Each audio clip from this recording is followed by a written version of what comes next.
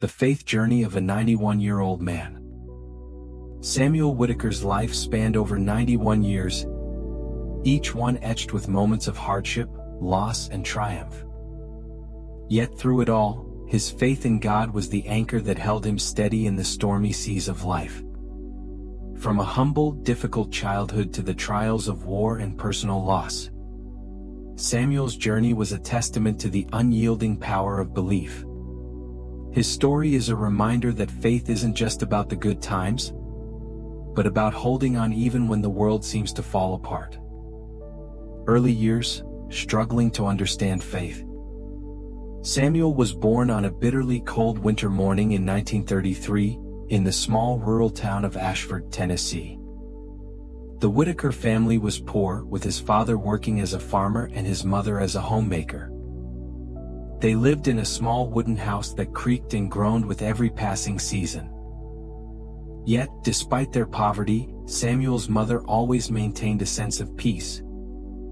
Grounded in her deep faith, she would read from the Bible every night, her voice gentle and unwavering, reciting verses like, "The Lord is my shepherd, I shall not want."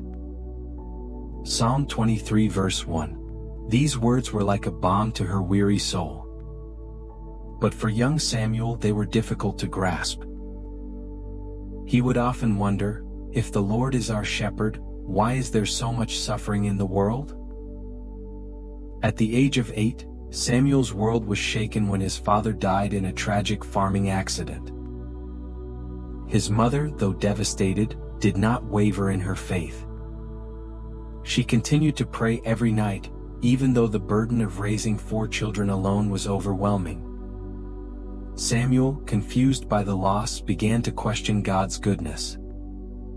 One cold winter evening, after a particularly hard day, Samuel stood by the window, staring into the vast, darkened fields.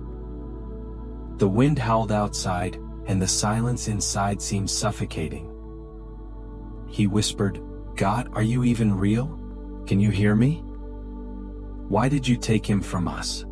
He wasn't sure if God would answer, but deep inside, he longed for some kind of response. A defining moment, a prayer in the dark. When Samuel turned 17, he enlisted in the military. The year was 1950 and the Korean War was raging. He was sent overseas, and for the first time he found himself in a situation where survival was uncertain, and fear loomed constantly. His comrades fell around him, and he came face to face with death on a daily basis. One bitterly cold night, while on a reconnaissance mission, Samuel and his unit were ambushed. The men scattered, and Samuel found himself alone in the woods, lost and disoriented. His breath came in ragged gasps, and the cold was so fierce that it seemed to pierce his very soul. His heart raced as he realized he might not make it out alive. That night, as he stumbled through the darkness, he remembered the words his mother had taught him so many years ago. "The Lord is my shepherd." With a trembling voice, he dropped to his knees in the snow, despite the bone-chilling cold. "God, if you are real, if you can hear me, I need you now. Please help me. I don't know what to do." It was the first prayer Samuel had prayed in years, and though his voice was quiet, he felt a profound sense of peace. Moments later, a fellow soldier, whom he had thought was lost, found him. They managed to make their way back to camp, safe and sound.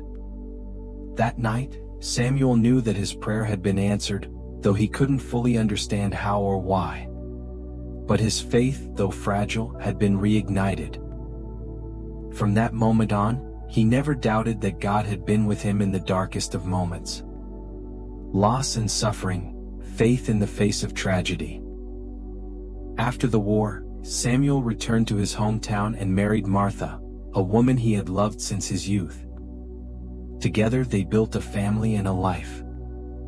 But as much as Samuel hoped for peace, life had more trials in store. When Samuel was 42, his eldest son, James, was diagnosed with leukemia. The doctors said the prognosis was grim. Martha, though devastated, clung to her faith, praying fervently for her son. But the days turned into weeks and then months with no sign of improvement. Samuel spent countless hours at his son's bedside, watching as James grew weaker with each passing day. One night, as he sat beside his son's bed, Samuel opened the Bible, as he had done so many times before, and read these words aloud. "And we know that in all things God works for the good of those who love him, who have been called according to his purpose." Romans 8 verse 28. He read these words, though doubt lingered in his heart. How could good come from the suffering of his son? But as he read, he felt a stillness settle over him. A sense of knowing that somehow, in some way, God was present, even in the midst of the pain. When James passed away, Samuel was heartbroken. But the pain of loss was softened by the knowledge that his son was now with God. Before James died, he had whispered to his father, "Don't worry, Dad. I'll be okay. God is waiting for me." Those words stayed with Samuel for the rest of his life. A life of service, the power of faith. Years passed and Samuel's faith grew stronger with each trial. He became a pastor, spreading the gospel to those in need, offering solace to the brokenhearted, and encouraging others to trust in God's plan. His life, though not free of sorrow, was filled with purpose. He became a living testament to the truth that God's presence is constant, even in our suffering. At the age of 91, Samuel had seen much. His body was frail and the years had taken their toll, but his spirit remained unshaken. One Sunday morning, as he sat in his rocking chair, gazing out the window at the sunrise, he felt a deep sense of peace. He knew his time on earth was drawing to a close. He whispered to God, "I have lived for you, Lord. I have done my best to follow your ways. Now I am ready to come home." A few days later, Samuel passed away in his sleep, peacefully and without fear. He had lived a life filled with faith, and now he was resting in the arms of the God he had trusted for so long.